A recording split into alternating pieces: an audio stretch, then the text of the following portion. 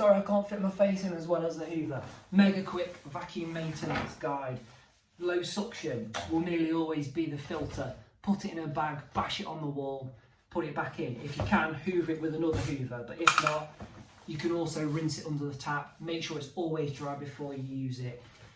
Nearly always the bag as well. If any problems, just change the bag. Doesn't have to be full for you to change it. Sometimes it's just fine dust.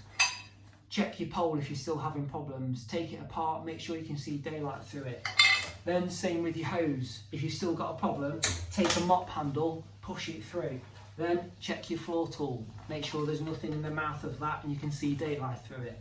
If you clear all the way through, you've cleaned your filter, you've changed your bag, and the motor sounds okay, then you should be absolutely good to go.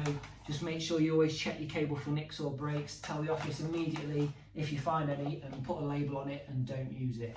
Make sure you use your accessory tools on the end of your hose. Don't just wear the end of the hose away. And that should be it.